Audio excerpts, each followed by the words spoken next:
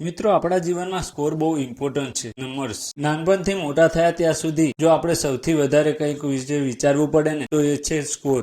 નાનપણમાં જ્યારે મા બાપ પૂછે બેટા રિઝલ્ટમાં કેટલો સ્કોર આવ્યો, કેટલા નંબર્સ આવે, અને જ્યારે મોટા થયા ત્યારે એ સ્કોર એ જ નંબરના બેઝ પર આપણને મોટી કોલેજમાં એડમિશન મળશે કે નહીં મળે એ નક્કી થાય. અને પછી જ્યારે આપણે પૈસા કમાવાનું ચાલુ કરીએ ને ત્યારે એક સ્કોર બહુ ઇમ્પોર્ટન્ટ થઈ જાય છે. એનું નામ છે ક્રેડિટ સ્કોર. ક્રેડિટ સ્કોર એક નંબર છે. એને આમ તો 300 થી 900 ની રેન્જમાં જ હોય છે. જ્યારે એ સ્કોર 750 થી વધારે હોય ને ત્યારે માનવામાં આવે છે કે તમારો ક્રેડિટ સ્કોર બહુ સારો છે. અને સ્કોરના હિસાબે જ કોઈ ફાઇનાન્સ અને બેંક નક્કી કરે છે કે તમને લોન મળશે એ સસ્તી હશે કે મોંઘી હશે, તમે કાર ફાઇનાન્સ કરાવી શકશો કે નહીં કરાવી શકો, તમને ક્રેડિટ કાર્ડ મળશે કે નહીં મળે. એટલા માટે ક્રેડિટ સ્કોર સારો રાખવો બહુ જરૂરી છે. પરંતુ સવાલ એ છે કે આ ક્રેડિટ સ્કોર સારો રાખવો તો કઈ રીતે રાખવો, અને આ મારી નેક્સ્ટ વિડીયોમાં એનો જવાબ મળી જશે. અને હા, આવી વિડીયો જોવા મારી ચેનલને ફોલો કરવાનું ભૂલતા નહીં.